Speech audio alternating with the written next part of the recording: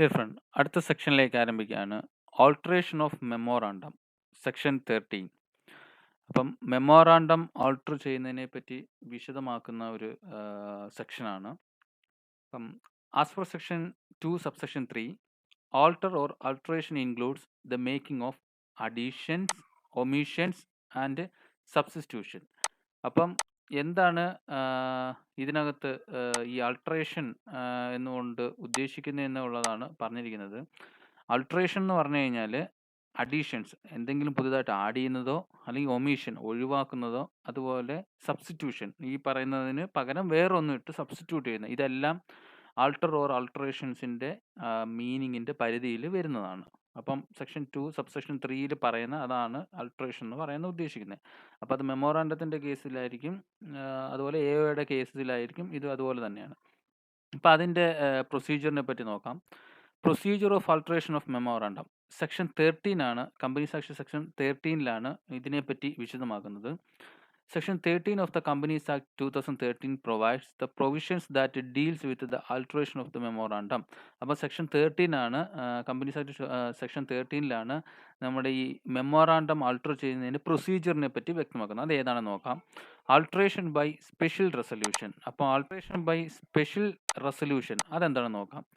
അപ്പം memorandum alter ചെയ്യുന്നതാണെങ്കിലും അതുപോലെ തന്നെ ആർട്ടിക്കിളിൻ്റെ പറയാം. മെമ്മോറാണ്ടം ആൾട്ടർ ചെയ്യണമെന്നുണ്ടെങ്കിൽ അതിന് എന്ത് വേണം? സ്പെഷ്യൽ റെസൊല്യൂഷൻ പാസ്സാക്കണം company. So company may alter the provision of his memorandum with the approval of the members by a special resolution. അപ്പം സ്പെഷ്യൽ റെസൊല്യൂഷൻ പാസ്സാക്കിയാൽ മാത്രമേ കമ്പനിക്ക് അതിൻ്റെ മെമ്മോറാണ്ടം ആൾട്ടർ ചെയ്യാൻ പറ്റത്തുള്ളൂ. സോ അപ്പം കമ്പനി മെമ്മോറാണ്ടം ആൾട്ടർ ചെയ്യണമെന്നുണ്ടെന്നുണ്ടെങ്കിൽ കമ്പനി എന്ത് ചെയ്യണം? സ്പെഷ്യൽ റെസൊല്യൂഷൻ പാസ്സാക്കിയാൽ മാത്രമേ പറ്റത്തുള്ളൂ. ഇനി name change of the company. ഇനി കമ്പനിയുടെ പേര് മാറ്റുന്നതിനെ പറ്റിയാണ് ആൾട്ടറാണ് ചെയ്യുന്നതെന്നുണ്ടെന്നുണ്ടെങ്കിൽ any change in the name of a company shall be effect only with the approval of the central government in writing. അപ്പം ഇതിനകത്ത് ഒരു ഇതെന്ന് പറഞ്ഞു കഴിഞ്ഞാൽ ഇത് സ്പെഷ്യൽ റെസൊല്യൂഷൻ മാത്രം പോരാ. അപ്പം ആൾട്ടർ ചെയ്യുന്നതെന്ന് പറഞ്ഞു കഴിഞ്ഞാൽ കമ്പനിയുടെ നെയിം ക്ലോസിലാണെങ്കിൽ, കമ്പനിയുടെ പേര് തന്നെയാണ് മാറ്റുന്നതെന്നുണ്ടെന്നുണ്ടെങ്കിൽ സ്പെഷ്യൽ റെസൊല്യൂഷൻ മാത്രം പോരാ, സെൻട്രൽ ഗവൺമെൻറ്റിൻ്റെ അപ്രൂവലും കൂടെ നിർബന്ധമാണ്. അപ്പോൾ സെൻട്രൽ ഗവൺമെൻറ്റിൻ്റെ അപ്രൂവലും വേണം, അതുപോലെ സ്പെഷ്യൽ റെസൊല്യൂഷൻ പാസ്സാക്കിയിട്ട് സെൻട്രൽ ഗവൺമെൻറ്റിൻ്റെ അപ്രൂവലും കൂടെ ഉണ്ടെങ്കിൽ മാത്രമേ ഉള്ളൂ ഒരു കമ്പനിയുടെ പേര് മാറ്റാൻ പറ്റത്തുള്ളൂ. However, no such approval shall be necessary where the change in the name of the company is only in the addition or deletion of the word private on the conversion of any one class of companies to another class in accordance with the provision of this act. അപ്പോൾ ഈ കമ്പനിയുടെ കേസിലാണെന്നുണ്ടെങ്കിൽ കമ്പനിയുടെ പേരിൻ്റെ കൂട്ടത്തിലുള്ള private limited അല്ലാതെ limited എന്നൊക്കെയുള്ള ആ പേര് ഡിലീഷൻ ചെയ്യണം എന്ന് വെച്ച് കഴിഞ്ഞാൽ കമ്പനി ഒരു ക്ലാസ്സിൽ നിന്ന് മറ്റൊരു ക്ലാസ്സിലേക്ക് മാറുന്നതിന് വേണ്ടിയിട്ടാണെന്നുണ്ടെന്നുണ്ടെങ്കിൽ അതിന് സെൻട്രൽ ഗവൺമെൻറ്റിൻ്റെ അപ്രൂവൽ ആവശ്യം ഇല്ല. അപ്പോൾ കമ്പനിയുടെ പേര് മാറ്റുക എന്ന് പറയുന്നത് കമ്പനിയുടെ പേരിൻ്റെ കൂടെ ചേർത്തിട്ടുള്ള പ്രൈവറ്റ് ലിമിറ്റഡ് എന്നോ അല്ലെങ്കിൽ ലിമിറ്റഡ് പ്രൈവറ്റ് ലിമിറ്റഡ് ആവോ അല്ലെങ്കിൽ പ്രൈവറ്റ് ലിമിറ്റഡ് ലിമിറ്റഡ് ആവോ എന്നുള്ള ചേഞ്ച് മാത്രമേ ഉള്ളെന്നുണ്ടെന്നുണ്ടെങ്കിൽ അതിന് സെൻട്രൽ ഗവൺമെൻറ് അപ്രൂവൽ നെസസറി അല്ല. So the change of a name shall not be allowed to a company which has not filed annual returns or financial statement due for filing with the registrar, or which has failed to pay or repay matured deposit or debentures or interest thereon. അപ്പോൾ ഇവിടെ പറഞ്ഞിരിക്കുന്നതെന്ന് പറഞ്ഞു കഴിഞ്ഞാൽ കമ്പനിയുടെ പേര് മാറ്റുന്നതിൽ which has not filed annual returns or financial statements due for filing with the registrar. അപ്പോൾ എന്ന് പറഞ്ഞു കഴിഞ്ഞാൽ കമ്പനിയുടെ ആനുവൽ റിട്ടേൺസോ അല്ലെങ്കിൽ ഫിനാൻഷ്യൽ സ്റ്റേറ്റ്മെൻറ്റ്സോ രജിസ്ട്രാർക്ക് ഫയൽ ചെയ്യാൻ ഡ്യൂ ആണെന്നുണ്ടെങ്കിൽ, അതുപോലെ ഇതുവരെ ഫയൽ ചെയ്തിട്ടില്ല എന്നുണ്ടെങ്കിൽ, അതുപോലെ failed to repay or repay matured deposit, matured ആയ ഡിപ്പോസിറ്റ്സ് ഇതുവരെയും കൊടുത്തിട്ടില്ലെങ്കിലോ റീപേ ചെയ്തിട്ടില്ലെങ്കിലോ അല്ലെങ്കിൽ ഡിബഞ്ചേഴ്സ് റീപേ ചെയ്തിട്ടില്ലെങ്കിലോ മെച്യൂർഡ് ആയത്, അതുപോലെ തന്നെ ഇൻട്രസ്റ്റ് കൊടുക്കാനുണ്ടെങ്കിൽ അത് കൊടുത്തിട്ടില്ലയോ, ഇങ്ങനെയൊക്കെയുള്ള കേസുകളിൽ ഡ്യൂ വന്നിട്ടുണ്ടെന്നുണ്ടെന്നുണ്ടെങ്കിൽ കമ്പനിക്ക് കമ്പനിയുടെ പേര് ചേഞ്ച് ചെയ്യാൻ അലൗഡ് അല്ല, മാറ്റാൻ പറ്റത്തില്ല. എപ്പോൾ മാറ്റാൻ പറ്റും? The change of name shall be allowed upon filing necessary documents or payment or repayment of matured deposits or debentures or interest their own as in the case may be. അപ്പം ഈ പറയുന്ന സംഗതികൾ തന്നെ ആനുവൽ റിട്ടേൺ സബ്മിറ്റ് ചെയ്യുക, അതുപോലെ financial statement submit ചെയ്യുക രജിസ്ട്രാർക്ക്, അതുപോലെ തന്നെ ഡെപ്പോസിറ്റ്സ് അല്ലെങ്കിൽ ഡിബെഞ്ചേഴ്സ് ഇൻട്രസ്റ്റ് ഒക്കെ റീപേ ചെയ്യുക, അതിനെന്തെങ്കിലും ഫൈനോ കാര്യങ്ങളോ ഉണ്ടെങ്കിൽ അതെല്ലാം ചെയ്തു. ഇങ്ങനെയുള്ള എല്ലാ ഡോക്യുമെന്റ്സും എല്ലാം ക്ലിയർ ആയതിനു ശേഷം മാത്രമേ കമ്പനിയുടെ പേര് മാറ്റാനായിട്ട് അനുവദിക്കത്തുള്ളൂ. അപ്പോൾ ഇത്രയാണ് കമ്പനിയുടെ പേര് മാറ്റുക എന്നുള്ളതിനകത്ത് വരുന്നത്. അപ്പോൾ കമ്പനിയുടെ പേര് മാറ്റണമെന്നുണ്ടെങ്കിൽ സ്പെഷ്യൽ റെസൊല്യൂഷൻ മാത്രം പാസ്സാക്കിയാൽ പോരാ, കൂട്ടത്തിൽ സെൻട്രൽ ഗവൺമെന്റിന്റെ അപ്രൂവലും കൂടെ വേണം. പിന്നെ നോട്ട് ചെയ്യാനുള്ളതെന്ന് പറഞ്ഞു കഴിഞ്ഞാൽ കമ്പനിയുടെ കൂടെ അഡീഷൻ ആയിട്ടുള്ള വേർഡായ പ്രൈവറ്റ് ലിമിറ്റഡ് അല്ലെങ്കിൽ ലിമിറ്റഡ് അത് മാത്രം മാറ്റുക എന്നുള്ളതിന് വേണ്ടിയിട്ടാണെന്നുണ്ടെങ്കിൽ സെൻട്രൽ ഗവൺമെന്റിന്റെ അപ്രൂവൽ നെസസറി അല്ല. Entry in register of companies on അപ്പോൾ അടുത്തത് entry in register of companies ആണ്. On any change in the name of a company, the registrar shall enter a new name in the register of companies in place of the old name and issue a fresh certificate of incorporation with the new name, and the change in the name shall be completed and effective only on issue of such a certificate. അപ്പം ഈ കമ്പനിയുടെ change ചെയ്യുന്നതിനുള്ള application submit ചെയ്തു, central government approval കിട്ടി, എല്ലാം fulfil ചെയ്തു. അപ്പോൾ ഈ പുതിയ പേര് വേണ്ടി നമ്മൾ ആപ്ലിക്കേഷൻ കൊടുത്തു. അപ്പോൾ പുതിയ പേര് നമുക്ക് കിട്ടുന്നത് എപ്പോഴാന്ന് പറഞ്ഞു കഴിഞ്ഞാൽ ഓൾഡ് പേരിൻ്റെ സ്ഥാനത്ത് പുതിയ പേര് രജിസ്റ്ററിൽ ചേർക്കുകയും fresh certificate of incorporation issue ചെയ്യും. അപ്പം എന്താണ് കൊടുക്കുന്നത്? ഫ്രഷ് ഇൻകോർപ്പറേഷൻ സർട്ടിഫിക്കറ്റ് ഇഷ്യൂ ചെയ്യും വിത്ത് ദ ന്യൂ നെയിം. ഈ പുതിയ പേരുള്ള എന്താ ചെയ്യുന്നു? Fresh certificate incorporation register of companies എന്തോ ഇഷ്യൂ ചെയ്യും. അപ്പോൾ അങ്ങനെ ഇഷ്യൂ ചെയ്യുമ്പോഴത്തേന് എന്ത് ചെയ്യും? അതിൻ്റെ എഫക്റ്റീവ് എന്ന് പറയുന്നത് ഈ പേരിൻ്റെ എഫക്റ്റീവ് എപ്പോഴാന്ന് പറഞ്ഞാൽ ഈ ഫ്രഷ് സർട്ടിഫിക്കറ്റ് ഇൻകോർപ്പറേഷൻ കിട്ടിയതിന് ശേഷം മാത്രമേ ഉള്ളൂ. അപ്പോൾ പഴയ പേര് മാറ്റിയിട്ട് പുതിയ പേര് രജിസ്റ്റർ ചേർക്കുകയും fresh certificate information incorporation issue ചെയ്യുകയും ചെയ്യും. അങ്ങനെ ഇഷ്യൂ ചെയ്യുന്ന തൊട്ട് പുതിയ പേര് എന്തോ ചെയ്യും? ഈ കമ്പനിക്ക് ആപ്ലിക്കബിൾ ആവുകയും ചെയ്യും. Change in the registered office. അപ്പോൾ അടുത്ത പോയിന്റാണ് change in the registered office. The alteration of the memorandum relating to the place of the register office from one state to another shall not have any effect unless it is approved by the central government on an application in such a form as manner as may be prescribed. അപ്പം ഈ നമ്മളുടെ registered office എന്ന് പറയുന്നത്, കമ്പനിക്ക് ഒരു registered office ഉണ്ടായിരിക്കണം എന്ന് പറഞ്ഞു കഴിഞ്ഞാൽ കമ്മ്യൂണിക്കേഷൻ എല്ലാം അവിടെയാണ് ഉണ്ടാകുന്നത്. അപ്പം പിന്നെ ഇൻകോർപ്പറേറ്റ് ചെയ്ത് വിത്തിൻ 30 ഡേയ്സിനുള്ളിൽ അത് ചെയ്യണമെന്നുള്ളതാണ്. അപ്പോൾ രജിസ്ട്രേഡ് ഓഫീസ് ഉണ്ടായിരിക്കുന്ന രജിസ്ട്രേഡ് ഓഫീസ്, ആ രജിസ്ട്രേഡ് ഓഫീസ് ഒരു സ്റ്റേറ്റിൽ നിന്നും മറ്റൊരു സ്റ്റേറ്റിലേക്ക്, അപ്പോൾ ഇതിന് കുറേ ക്ലോസുകളുണ്ട്, അത് നമുക്ക് തുടർന്ന് പഠിക്കാം.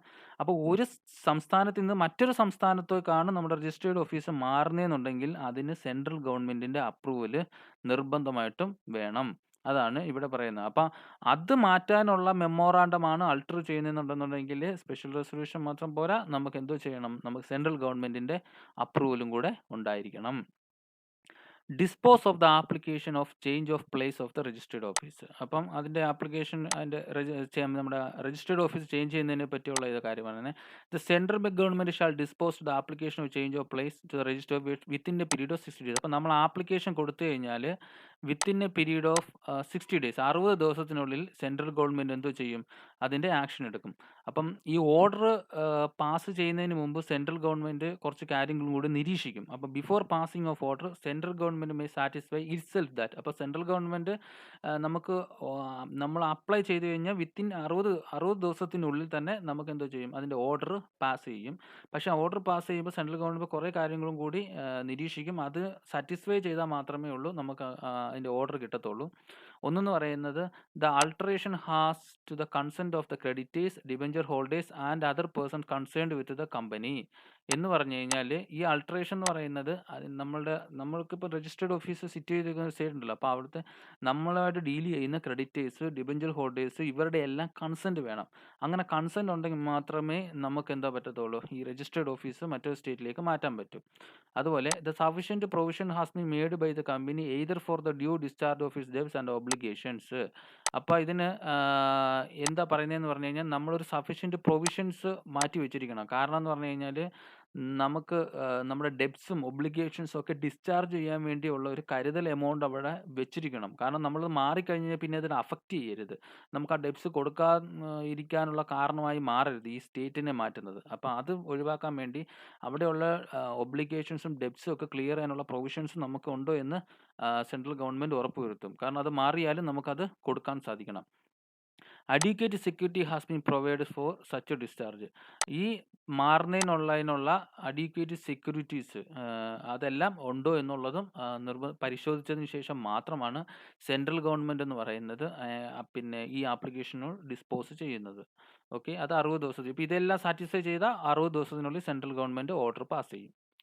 അടുത്ത filing with registrar. A company shall in relation to any alteration of its memorandum file with registrar the special resolution passed by the company under section 2. അപ്പം നമ്മളിത് ഓൾറെഡി കണ്ടതാണ്. ഈ കമ്പനിക്ക് അവരുടെ മെമ്മോറാണ്ടം ആൾട്ടർ ചെയ്യണമെന്നുണ്ടെങ്കിൽ എന്താണ് രജിസ്ട്രാറിൻ്റെ അടുത്ത് ഫയൽ ചെയ്യണമെന്നുണ്ടെങ്കിൽ അപ്പോൾ കമ്പനി പാസ്സാക്കിയ സ്പെഷ്യൽ റെസൊല്യൂഷൻ ഫയൽ ചെയ്യണം. അതുപോലെ the approval of the central government under section 2 if the alteration involve any change in the name of the company. അപ്പം എന്തൊക്കെയാണ് നമ്മൾ ഈ പേര് മാറ്റുന്നതിന് ഫയൽ ചെയ്യേണ്ടതെന്ന് പറഞ്ഞു കഴിഞ്ഞാൽ, രജിസ്ട്രാർക്ക് മുന്നിൽ ഫയൽ ചെയ്യേണ്ടതെന്ന് പറഞ്ഞു കഴിഞ്ഞാൽ, അതായത് പേര് മാറ്റുന്നതല്ല, അൾട്ടറേഷൻ ചെയ്യാം. മെമ്മോറാണ്ടം ആൾട്ടർ ചെയ്യുന്നതിന് നമ്മൾ രജിസ്ട്രാർക്ക് മുമ്പിൽ ഫയൽ ചെയ്യേണ്ടതെന്ന് പറഞ്ഞു കഴിഞ്ഞാൽ കമ്പനി പാസ്സാക്കിയ സ്പെഷ്യൽ റെസൊല്യൂഷൻ്റെ കോപ്പി അതിൻ്റെ കൂടെ വെക്കണം. അതുപോലെ തന്നെ പേര് മാറ്റുന്നതിനാണെങ്കിൽ നമ്മൾ പറഞ്ഞു സെൻട്രൽ ഗവൺമെൻറ്റിൻ്റെ അപ്രൂവൽ വേണമെന്ന് പറഞ്ഞു. അപ്പോൾ പേര് മാറ്റുന്നതാണ് നമ്മൾ അൾട്ടറേഷൻ ഉണ്ടെന്നുണ്ടെങ്കിൽ സെൻട്രൽ ഗവൺമെൻറ്റിൻ്റെ അപ്രൂവലും കൂടെ ഇതിൻ്റെ കൂടെ വെക്കണം. അപ്പോൾ ഇത് രണ്ടും കൂടാണ് നമ്മൾ രജിസ്ട്രാർക്ക് മുന്നിൽ ഫയൽ ചെയ്യുന്നത്. Filing of the certified copy of the order with registrar of the state. അപ്പോൾ അടുത്തെന്ന് പറഞ്ഞു കഴിഞ്ഞാൽ ഈ നമ്മുടെ സ്റ്റേറ്റിൻ്റെ രജിസ്ട്രാർ ഓഫീസിൽ ഫയൽ ചെയ്യുന്നതിൻ്റെ കാര്യത്തെ പറ്റിയാണ് പറയുന്നത്. Where an alteration of the memorandum results in the transfer of the registered officer company from on state to another, a certified copy of the order of the central government approving the alteration shall be filed by the company with the registrar of each of the state within such time and in manner as may be prescribed who shall register the same. അപ്പം ഇതിനകത്ത് പറഞ്ഞ നമ്മളുടെ ഒരു സംസ്ഥാനത്ത് നിന്ന് മറ്റു സംസ്ഥാനത്തേക്ക് നമ്മുടെ രജിസ്റ്റേർഡ് ഓഫീസ് മാറ്റുന്നതിൻ്റെ കേസാണെന്നുണ്ടെന്നുണ്ടെങ്കിൽ നമ്മുടെ രജിസ്ട്രാർക്ക് നമ്മൾ ഇത് ഫയൽ ചെയ്യുമ്പോൾ എന്ന് പറയുന്നത് നമ്മൾ ഈ പറയുന്ന ഈ സ്പെഷ്യൽ റെസൊല്യൂഷൻ്റെ കോപ്പിയും അതുപോലെ തന്നെ സെൻട്രൽ ഗവൺമെൻറ്റിൻ്റെ അപ്രൂവലും ഈ രജിസ്ട്രാർക്ക് മുമ്പിൽ ഈച്ച് സ്റ്റേറ്റ് അതായത് നമ്മൾ ഏത് സ്റ്റേറ്റിൽ നിന്നാണോ പോകുന്നത് ആ സ്റ്റേറ്റിൻ്റെ അവിടുത്തെ രജിസ്ട്രാർക്കും അതുപോലെ എത്തുന്ന സ്റ്റേറ്റിൻ്റെ അവിടുത്തേലും നമ്മളിത് സബ്മിറ്റ് ചെയ്തിരിക്കണം. അതിൽ എന്താണോ അത് ഒരു ടൈം പറഞ്ഞിട്ടുണ്ടെന്നുണ്ടെങ്കിൽ ആ പ്രിസ്ക്രൈബ്ഡ് സമയം പാലിച്ചുകൊണ്ട് തന്നെ വിത്തിൻ എ ടൈമിനുള്ളിൽ നമ്മൾ ഈ ഫയൽ അവിടെ പിന്നെ ഫയൽ ചെയ്തിരിക്കണം. രജിസ്ട്രാർക്ക് മുമ്പിൽ ഫയൽ ചെയ്തിരിക്കണം. അതിനകത്ത് എന്താണോ അതിൻ്റെ മാറ്റർ, ഏതൊക്കെ പ്രിസ്ക്രൈബ്ഡ് രീതിയാണോ അതുപോലെ തന്നെ അതെന്ത് വേണം, നമ്മൾ ഒരു സംസ്ഥാനത്ത് നിന്ന് മറ്റൊരു സംസ്ഥാനത്തേക്ക് മാറ്റുവാണെങ്കിൽ അതിൻ്റെ സർട്ടിഫൈഡ് കോപ്പി എന്തുവാണ് നമ്മൾ അവിടെ ഫയൽ ചെയ്തിരിക്കണം. Issue of fresh certificate of incorporation. അപ്പം fresh certificate of incorporation issue ചെയ്യുന്നത് the register of the state where the registered office being shifted to shall issue a fresh certificate of incorporation indicate in the alteration. അപ്പം നമ്മൾ ഒരു സംസ്ഥാനത്ത് നിന്ന് മറ്റൊരു സംസ്ഥാനത്തേക്ക് നമ്മൾ ഷിഫ്റ്റ് ചെയ്തു എന്ന് വെച്ചോ. അപ്പോൾ ഷിഫ്റ്റ് ചെയ്തപ്പോൾ നമ്മൾ എല്ലാ നിബന്ധനകളും പാലിച്ചുകൊണ്ട് തന്നെ നമ്മൾ അതിൻ്റെ എല്ലാം പ്രോപ്പർ ഡോക്യുമെൻ്റ് ഫയൽ ചെയ്തു, സ്പെഷ്യൽ എല്ലാം ഫയൽ ചെയ്തു, സെൻട്രൽ ഗവൺമെൻറ്റിൻ്റെ അപ്രൂവലും ഫയൽ ചെയ്തെങ്കിൽ ആ ഫയൽ ചെയ്തതിൻ്റെ മുഖത്തിൽ ഈ എത്തിപ്പെട്ടിരിക്കുന്ന സ്റ്റേറ്റിൻ്റെ രജിസ്റ്റേർഡ് ഓഫീസ് ഷിഫ്റ്റ് ചെയ്യുമ്പോൾ അവിടുത്തെ രജിസ്ട്രാർ ഉണ്ടല്ലോ, ഈ ഫ്രഷ് സർട്ടിഫിക്കറ്റ് ഓഫ് ഇൻകോർപ്പറേഷൻ എന്ത് ചെയ്യും, ഇഷ്യൂ ചെയ്യും. അപ്പം അതായിരിക്കും അന്നേരം കമ്പനിയുടെ സർട്ടിഫിക്കറ്റ് ഓഫ് ഇൻകോർപ്പറേഷൻ എന്ന് പറയുന്നത് അതായിരിക്കും. അത് ആ എത്തിപ്പെട്ട സ്റ്റേറ്റിലെ രജിസ്ട്രാർ എന്ത് ചെയ്യുന്നു, ഇത് ഇഷ്യൂ ചെയ്യും. Change in the object of a company. ഇനി കമ്പനിയുടെ ഒബ്ജക്റ്റ് ചേഞ്ച് ചെയ്യുന്നതിനെ പറ്റിയുള്ള ആൾട്ടറേഷൻ ആണെങ്കിൽ a company which has raised money from public through prospectus and still has any unutilised amount out of the money so raised shall not change its object for which it raised the money through prospectus unless a special resolution through postal ballot is passed by the company. അപ്പം ഇതിനകത്ത് പറഞ്ഞിരിക്കുന്നതെന്ന് പറഞ്ഞു കഴിഞ്ഞാൽ നമ്മുടെ object, അതായത് കമ്പനിയുടെ ഒബ്ജക്റ്റിനെ പറ്റി നമ്മൾ ഓൾറെഡി പറഞ്ഞായിരുന്നു. അപ്പോൾ ആ ഒബ്ജക്റ്റ് ആയിരിക്കും അതിനകത്ത് ഉണ്ടായിരിക്കുമെന്ന് പറഞ്ഞായിരുന്നു, ഒബ്ജക്റ്റ് ക്ലോസിനകത്ത് നമ്മൾ പഠിച്ചതാണ്. അപ്പോൾ അത് മാറ്റുക എന്നുള്ളതെന്നുണ്ടെന്നുണ്ടെങ്കിൽ നമ്മളിപ്പോൾ പ്രോസ്പെക്ടസിലൂടെ പബ്ലിക്കിൽ നിന്ന് ഫണ്ട് റേസ് ചെയ്തു. അപ്പോൾ ഫണ്ട് റേസ് ചെയ്തതിന് ശേഷം നമ്മളത് അൺയൂട്ടിലൈസ് ചെയ്തിട്ടില്ല. അപ്പോൾ അൺയൂട്ടിലൈസ്ഡ് ആയിട്ടുള്ള എമൗണ്ട് നമ്മുടെ അതിനകത്ത് ഇരിപ്പുണ്ട്. അപ്പം നമ്മുടെ ഒബ്ജക്ട്സ് ചേഞ്ച് ചെയ്തിട്ടില്ല എന്നുണ്ടെന്നുണ്ടെങ്കിൽ നമ്മൾ സ്പെഷ്യൽ റെസൊല്യൂഷൻ എന്ന് പറയുന്നത് കമ്പനി ത്രൂ ബാലറ്റ്, പോസ്റ്റൽ ബാലറ്റിലൂടെ അത് കമ്പനി പാസ്സാക്കിയിരിക്കണം. അപ്പോൾ അത് എങ്ങനെയാണ് അതിന് ഇൻഫർമേഷൻ കൊടുക്കുന്നതെന്ന് പറഞ്ഞു കഴിഞ്ഞാൽ, the details in respect of such resolution shall also be published in the news paper. അപ്പം ഇതിൻ്റെ റെസൊല്യൂഷൻ്റെ ഇത് നമ്മുടെ ന്യൂസ് പേപ്പറിൽ പബ്ലിഷ് ചെയ്യണം. ഓൺ ഇൻ ഇംഗ്ലീഷ്, ഒരെണ്ണം എന്ന് പറയുന്നത് ഇംഗ്ലീഷ് ന്യൂസ് പേപ്പറിലും, and on in vernacular language. Vernacular language എന്ന് പറയുന്നത് ലോക്കൽ ലാംഗ്വേജ്. ഇപ്പം ലോക്കൽ ലാംഗ്വേജിലും അതുപോലെ തന്നെ ഏത് സ്റ്റേറ്റിലാണോ അവിടുത്തെ ലോക്കൽ ലാംഗ്വേജിലും, അതുപോലെ തന്നെ ഒരെണ്ണം ഇംഗ്ലീഷിലും ന്യൂസ് പേപ്പറിൽ ഇത് സർക്കുലേറ്റ് ചെയ്തിരിക്കണം. ഈ ന്യൂസ് സർക്കുലേറ്റ് ചെയ്യണം. പിന്നെ website and also be placed on the website of the company. കമ്പനിയുടെ വെബ്സൈറ്റിലും എന്തോ ചെയ്യണം, ഇത് കാണിച്ചിരിക്കണം. കാരണം if any indicating there is A justification for such change, ആ ചേഞ്ചിന് എന്തെങ്കിലും ജസ്റ്റിഫിക്കേഷൻ ഉണ്ടെന്നുണ്ടെങ്കിൽ അതെല്ലാം ഈ വെബ്സൈറ്റിലാണ് കാണിക്കുന്നത്. The dissenting shareholders shall be given an opportunity to exist by the promoters and shareholders having control in accordance with the regulations to be specified by the Securities and Exchange Board of India. അപ്പോൾ സെബിയുടെ റെഗുലേഷൻസിന് accordance ആയി ഇതിന് വിയോജിപ്പുള്ള ഏതെങ്കിലും share ഹോൾഡേഴ്സിന് അവർക്ക് ഇവിടെ നിന്ന് exit ആവാനുള്ള ഓപ്പർച്യൂണിറ്റിയൊക്കെ അതിൻ്റെ കൂടെ ഉണ്ട്. അതും ഇതിനകത്ത് അടങ്ങിയിരിക്കുന്നതാണ്. ഇനി അടുത്തതെന്ന് പറഞ്ഞാൽ register to certify the registration of alteration of the object. അപ്പോൾ ഇനി രജിസ്ട്രാർ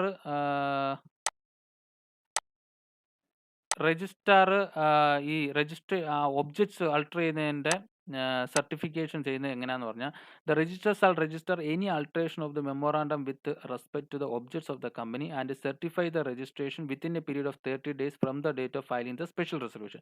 അപ്പം നമ്മൾ പറഞ്ഞു നമ്മുടെ ഒബ്ജക്ട്സ് മാറ്റുന്നതിനാണെന്നുണ്ടെന്നുണ്ടെങ്കിൽ നമ്മൾ സ്പെഷ്യൽ റെസൊല്യൂഷൻ പാസ്സാക്കി പോസ്റ്റൽ ബാലറ്റിലൂടെ. അപ്പോൾ ആ സ്പെഷ്യൽ റെസൊല്യൂഷൻ രജിസ്ട്രാർക്ക് ഫയൽ ചെയ്തതിനു ശേഷം വിത്തിൻ 30 daysനുള്ളിൽ നമുക്ക് എന്ത് ചെയ്യും, ഈ കമ്പനിക്കുള്ളിൽ എന്ത് ചെയ്യും, നമ്മുടെ ഒബ്ജക്ട്സ് ചേഞ്ച് ചെയ്യുന്നുള്ള നമുക്കതിന് സർട്ടിഫൈ കിട്ടും നമ്മുടെ രജിസ്റ്റർ. അപ്പോൾ രജിസ്ട്രാർ അതെന്താണ്, ആ അൾട്രേഷൻ എന്ന് പറയുന്ന മെമ്മോറാണ്ടം രജിസ്റ്റർ ചെയ്യുകയും ചെയ്യും. അൾട്രേഷൻ ടു ബി രജിസ്റ്റേർഡ്, ഈ അൾട്രേഷൻ രജിസ്റ്റർ ചെയ്യുന്നതിനെ പറ്റിയാണ് പറയുന്നത്. No alteration made under this section shall have any effect until it has been registered in accordance with the provision of this section. But no alteration made under this section shall have any effect until it has been registered in accordance with the provision of this section. അപ്പം അൾട്രേഷൻസ് എന്ത് നടത്തിയെന്ന് പറഞ്ഞാലും ആ alteration register ചെയ്തില്ല എന്നുണ്ടെങ്കിൽ അതിനൊരു effect ഉണ്ടായിരിക്കില്ല. So അത് കൃത്യമായിട്ടും ആ അൾട്രേഷൻ എന്ന് പറയുന്നത് രജിസ്ട്രാർക്ക് മുമ്പിൽ ഫയൽ ചെയ്തിരിക്കണം, വിത്ത് പ്രിസ്ക്രൈബ്ഡ് മോഡിൽ ഫയൽ ചെയ്തിരിക്കണം. ആ ഫയൽ ചെയ്തത് അവിടെ രജിസ്ട്രാർ നോട്ട് ചെയ്യുകയും ചെയ്യും. Only member have right to participate in the divisible profits of the company. അപ്പം മെമ്പേഴ്സിന് മാത്രമേ ഡിവിസിബിൾ പ്രോഫിറ്റ്സിൽ പാർട്ടിസിപ്പേറ്റ് ചെയ്യാനുള്ള റൈറ്റ് ഉണ്ടായിരിക്കത്തുള്ളൂ. അവിടെ പറയുന്നതെന്ന് പറഞ്ഞു കഴിഞ്ഞാൽ, any alteration of the memorandum in the case of a company limited by guarantee and not having share capital intending to give any person a right to participate in the divisible profits of the company otherwise than as a member shall be void. അപ്പം memorandum alter ചെയ്ത് കഴിഞ്ഞാൽ ഈ company limited by guarantee and not having share ഈ divisible പ്രോഫിറ്റിനകത്ത് participate ചെയ്യാനുള്ള അവകാശം എന്ന് പറയുന്നത് അത് മെമ്പറിന് മാത്രമേ ഉള്ളൂ എന്നാണ് അവിടെ അർത്ഥമാക്കുന്നത്. Alteration noted in every copy. അപ്പം അടുത്ത പറഞ്ഞ പോയിന്റ് എന്ന് പറഞ്ഞാൽ, അൾട്രേഷൻ എന്ന് പറയുന്നത് ഓരോ കോപ്പിയിലും നോട്ട് ചെയ്ത് വെച്ചിരിക്കുന്നു. Every alteration made in the memorandum or article of a company shall be noted in every copy of the memorandum or articles. അപ്പോൾ ഓരോ കോപ്പിയിലും എവരി കോപ്പിയിലും എന്തോ ചെയ്യണം, ഇത് നോട്ട് ചെയ്തിരിക്കണം എന്നുള്ളത് നിർബന്ധമാണ്. As the case may be, if A company makes any default in complaint with the stated provision, the company and every officer, അപ്പോൾ കമ്പനിയും ഉണ്ടാവും, അതുപോലെ every officer who is in default shall be liable to a penalty of 1,000 rupees for every copy of the memorandum or articles issued without such alteration. അപ്പം alter ചെയ്തിരിക്കുന്ന സംഭവങ്ങൾ ഓരോ കോപ്പിയിലും not ചെയ്തിരിക്കണം. അങ്ങനെ നോട്ട് ചെയ്തിട്ടില്ലാതെ ഡിസ്ട്രിബ്യൂട്ട് ചെയ്യപ്പെടുകയാണെന്നുണ്ടെങ്കിൽ ഓരോ കോപ്പിക്കും, നോട്ട് ചെയ്യാതെ issue ചെയ്ത ഓരോ കോപ്പിക്കും പുറത്ത് കമ്പനിയും അതുപോലെ every officer who is in default, ആരാണ് വീഴ്ച വരുത്തിയ ഓരോ ഓഫീസേഴ്സും 1000 രൂപ വെച്ച് പെനാൽറ്റി എവരി കോപ്പിക്ക് മേലെ എന്താ പറയുന്നത് പെനാൽറ്റി ആയിട്ട് അടയ്ക്കേണ്ടി വരും. അത് സെക്ഷൻ 15 പറഞ്ഞിരിക്കുന്നത്. ഇനി അതിൻ്റെ ഒരു അബ്രിവിയേഷൻ, ഒരു ബ്രീഫ് നോക്കാം. മെമ്മോറാണ്ടത്തിനകത്ത് ആദ്യത്തെ നെയിം ക്ലോസ് ഉണ്ട്. നമ്മൾ പറഞ്ഞായിരുന്നു നെയിം ക്ലോസ്. അപ്പം നെയിം ക്ലോസിനകത്തുള്ള അൾട്ടറേഷൻ എങ്ങനെയാണെന്ന് നോക്കാം. അതിന് എന്തോ വേണം? സ്പെഷ്യൽ റെസൊല്യൂഷൻ പാസ്സാക്കിയിരിക്കണം. അപ്പം നെയിം ക്ലോസിനുള്ളത് സ്പെഷ്യൽ റെസൊല്യൂഷൻ പാസ്സായിരിക്കണം. സ്പെഷ്യൽ റെസൊല്യൂഷൻ പാസ്സാക്കിയാൽ മാത്രം പോരാ. നെയിം ക്ലോസിൻ്റെ ചേഞ്ചസിന് അൾട്ടറേഷന് approval of central government and subject to 16. അപ്പോൾ സെക്ഷൻ 16 പ്രകാരം സെൻട്രൽ ഗവൺമെൻറ്റിന് എന്താണ്? അപ്രൂവലും വേണം. അപ്പോൾ സ്പെഷ്യൽ റെസൊല്യൂഷനും വേണം, അതുപോലെ സെൻട്രൽ ഗവൺമെൻറ്റിൻ്റെ അപ്രൂവലും വേണം. അങ്ങനെ കിട്ടിക്കഴിഞ്ഞ് കഴിഞ്ഞാൽ ROCയിൽ അതിൻ്റെ ഇത് ഫയൽ ചെയ്ത് കഴിഞ്ഞ് കഴിഞ്ഞാൽ ROC എന്തോ ചെയ്യും? ഫ്രഷ് ഇൻകോർപ്പറേഷൻ സർട്ടിഫിക്കറ്റ് ഇഷ്യൂ ചെയ്യും. ആപ്ലിക്കബിലിറ്റി നോക്കാം. Not applicable where only word private is ആർഡർ or deletion on company class of conversion. അപ്പം പ്രൈവറ്റ് എന്നുള്ള വേർഡ് മാറ്റാനോ നീക്കാനോ ഒക്കെ ആണെന്നുണ്ടെങ്കിൽ, ആഡ് ചെയ്യാനോ അല്ലെങ്കിൽ ഡിലീറ്റ് ചെയ്യാനോ ഒക്കെ ആണെന്നുണ്ടെന്നുണ്ടെങ്കിൽ അതിന് സെൻട്രൽ ഗവൺമെൻറ്റിൻ്റെ ഇത് നെസസറി അല്ല. അപ്പം ഇതാണ് നെയിം ക്ലോസിനുമായിട്ട് ബന്ധപ്പെട്ട് നിൽക്കുന്ന അൾട്ടറേഷൻ്റെ ഇത്. ഇനി ഡൊമിസൈൽ ക്ലോസ്. ഡൊമിസൈൽ എന്ന് പറഞ്ഞു കഴിഞ്ഞാൽ സിറ്റുവേഷനിലുള്ള സ്റ്റേറ്റിൻ്റെ ഇതിന്. അപ്പം അങ്ങനെ സ്റ്റേറ്റ് ആണെങ്കിൽ എന്താക്കണം? സ്പെഷ്യൽ റെസൊല്യൂഷൻ പാസ്സാക്കണം. അതുപോലെ approval of the central government required only when the registered office change from on state to another. അപ്പോൾ ഒരു സ്റ്റേറ്റിൽ നിന്ന് മറ്റൊരു സ്റ്റേറ്റിലേക്ക് മാറുന്നതിനുള്ള അൾട്ടറേഷൻ ആണെന്നുണ്ടെന്നുണ്ടെങ്കിൽ അതിന് സെൻട്രൽ ഗവൺമെൻറ്റിൻ്റെ ഇത് ബാധകമാണ്. അതല്ല എങ്കിൽ സെൻട്രൽ ഗവൺമെൻറ്റിന് വേണ്ട സ്പെഷ്യൽ റെസൊല്യൂഷൻ മാത്രം മതി. അപ്പോൾ ഡൊമിസൈൽ ക്ലോസിൻ്റെ കാര്യത്തിലാണെങ്കിൽ രജിസ്റ്റേർഡ് ഓഫീസ് ഒരു സ്റ്റേറ്റിൽ നിന്ന് മറ്റൊരു സ്റ്റേറ്റിലേക്ക് മാറുന്നതിന് വേണ്ടിയുള്ള അൾട്ടറേഷൻ ആണെന്നുണ്ടെങ്കിൽ സെൻട്രൽ ഗവൺമെൻറ്റിൻ്റെ അപ്രൂവൽ വേണം. അങ്ങനെ കിട്ടിക്കഴിഞ്ഞാൽ the central government shall dispose of the application within a period of 60 days and before passing this order may satisfy itself that the consent of the creditors, debenture holders and other persons concerned or that sufficient provisions has been made for the due discharge or that adequate security has been provided for discharge of obligations. നമ്മൾ നേരത്തെ പറഞ്ഞതാണ്.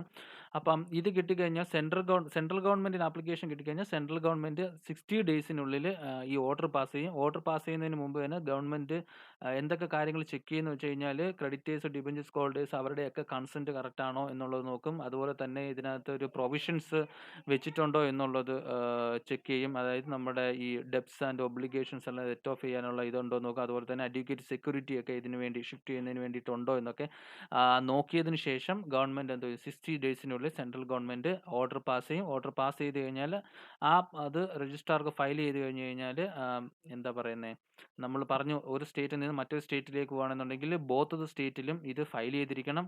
അപ്പം എത്തിപ്പെട്ട സ്റ്റേറ്റിൻ്റെ അവിടുത്തെ registrar എന്തോ ചെയ്യും? അവിടുന്ന് fresh certificate of incorporation issue ചെയ്യുന്നതോടുകൂടി അത് കംപ്ലീറ്റ് ആവും. ഒബ്ജക്ട്സ് ക്ലോസിൻ്റെ കേസിലാണെന്നുണ്ടെങ്കിൽ, അതായത് കമ്പനിയുടെ ഒബ്ജക്ട്സ് മാറ്റുകയാണെന്നുണ്ടെങ്കിൽ അതിന് സെൻട്രൽ ഗവൺമെൻറ് അപ്രൂവ് വേണ്ട സ്പെഷ്യൽ റെസൊല്യൂഷൻ മാത്രം പാസ്സാക്കിയാൽ മതി.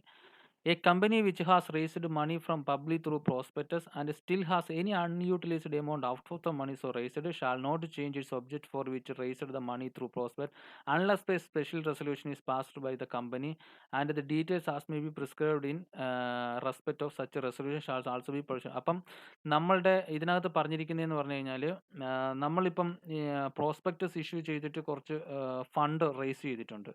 അങ്ങനെ പ്രോസ്പെക്ടസ് ഇഷ്യൂ ചെയ്തിട്ട് ഫണ്ട് റേസ് ചെയ്തിട്ടുണ്ടെന്നുണ്ടെങ്കിൽ അതിനകത്ത് എന്തെങ്കിലും അൺയൂട്ടിലൈസ്ഡ് ആയിട്ടുള്ള എമൗണ്ടുകൾ നിലനിൽക്കുകയാണെന്നുണ്ടെന്നുണ്ടെങ്കിൽ കമ്പനിയുടെ ഈ ഒബ്ജക്റ്റ് ചേഞ്ച് എന്നുള്ള കാര്യം എന്ന് പറയുന്നത് അവരെ അറിയിക്കേണ്ടതാണ്. അപ്പോൾ അത് ത്രൂ പോസ്റ്റലിലാണ്. അപ്പോൾ നമ്മൾ അതെന്ന് പറയുന്നത് ഒരു ലോക്കൽ ലാംഗ്വേജിലുള്ള ഒരു പത്രത്തിലും അതുപോലെ ഇംഗ്ലീഷ് പത്രത്തിലും അതുപോലെ തന്നെ വെബ്സൈറ്റിലും ഇട്ടിരിക്കണം. വെബ്സൈറ്റിൽ ഇടുന്നതിൻ്റെ കാര്യം എന്ന് പറഞ്ഞു കഴിഞ്ഞാൽ ഇത് എന്താണ് ഇതിൻ്റെ ജസ്റ്റിഫിക്കേഷൻ കൊടുക്കുക, എന്തുകൊണ്ടാണ് ചേഞ്ച് ചെയ്യുന്നതെന്നുള്ളത്. അപ്പം കമ്പനിയുടെ ഒബ്ജക്റ്റ് ഇങ്ങനെ ഒരു സ്പെഷ്യൽ റെസൊല്യൂഷനിലൂടെ കൂടെ പോസ്റ്റൽ ബാലറ്റിലൂടെ ഈ റെസൊല്യൂഷൻ പാസ്സാക്കാതെ ഇതിൻ്റെ ഒബ്ജക്റ്റ് ചേഞ്ച് ചെയ്യാൻ പറ്റത്തില്ല. അപ്പോൾ ഒബ്ജക്റ്റ് ചേഞ്ച് ചെയ്യണമെന്നുണ്ടെങ്കിൽ സ്പെഷ്യൽ റെസൊല്യൂഷൻ പാസ്സാക്കിയാൽ മതി. ഇനി പ്രോസ്പെക്ടസിലൂടെ എന്തെങ്കിലും ഫണ്ട് റേസ് ചെയ്തിട്ട് അത് അൺയൂട്ടിലൈസ്ഡ് ആയിട്ട് എമൗണ്ട് നിലനിൽക്കുന്നുണ്ടെങ്കിൽ ത്രൂവിൽ പോസ്റ്റൽ ബാലറ്റിലൂടെ സ്പെഷ്യൽ റെസൊല്യൂഷൻ പാസ്സാക്കിയിരിക്കണം. അതുപോലെ തന്നെ ഇനി ഇതിനകത്ത് നിന്ന് എന്തെങ്കിലും ഡിസെൻഡിങ് ഷെയർ ഹോൾഡേഴ്സ്, അതിനകത്ത് നിന്ന് വിയോജിപ്പുള്ള ഷെയർ ഹോൾഡേഴ്സിന് അവർക്ക് വേണമെന്നുണ്ടെങ്കിൽ ആസ് പെർ സെബി ഗൈഡൻസ് അനുസരിച്ച് അവർക്ക് പുറത്തു പോകാനുള്ള ഒരു ഓപ്പർച്യൂണിറ്റിയും കൂടെ ഇതിനകത്തും ഉണ്ട്. ഇനി ലയബിലിറ്റി, അതായത് ക്യാപിറ്റൽ ക്ലോസ് ആണെങ്കിൽ ചേഞ്ച് ചെയ്യാനാണെങ്കിൽ അൾട്ടർ ചെയ്യാനാണെങ്കിൽ സ്പെഷ്യൽ റെസൊല്യൂഷൻ മാത്രം പാസ്സാക്കിയാൽ മതി. അതിനും സ്പെഷ്യൽ റെസൊല്യൂഷൻ പാസ്സാക്കിയാൽ മതി. Any alteration of the memorandum in the case of a company limited by guarantee and not having share capital purporting to give any person the right to participate in the divisible profits of the company otherwise than as a member shall be void. അപ്പം ഈ memorandum എന്ന് പറയുന്നത് ഇതുപോലെ അതിലെ മെമ്പേഴ്സിന് മാത്രമേ അതിൻ്റെ divisible പ്രോഫിറ്റിൽ participate ചെയ്യാനുള്ള അവകാശമുള്ളൂ. Okay, അതല്ലാതെ ചേഞ്ച് ചെയ്യുന്നുള്ള എല്ലാ ആൾട്ടറേഷനും അതും വോയിഡ് ആയിരിക്കും.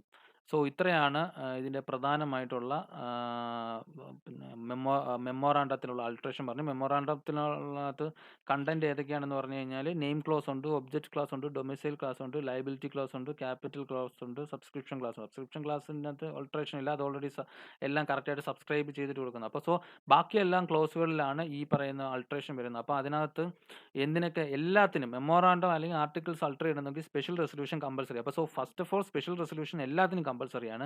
എന്നാൽ നെയിം ക്ലോസിനകത്ത് ആൾട്ടർ ചെയ്യണമെന്നുണ്ടെങ്കിൽ സെൻട്രൽ ഗവൺമെൻറ് അപ്രൂവൽ വേണം. അതുപോലെ തന്നെ ഡൊമിസൈൽ ക്ലോസിനകത്താണെന്നുണ്ടെങ്കിലും ഒരു സ്റ്റേറ്റിൽ നിന്ന് മറ്റൊരു സ്റ്റേറ്റിലേക്ക് രജിസ്റ്റേർഡ് ഓഫീസർ മാറുന്നതിന് സെൻട്രൽ ഗവൺമെൻറ് അപ്രൂവൽ വേണം. ബാക്കി റെസ്റ്റ് ഓഫ് എല്ലാ കേസിലും സ്പെഷ്യൽ റെസൊല്യൂഷൻ ഇത് ചെയ്താൽ മതി.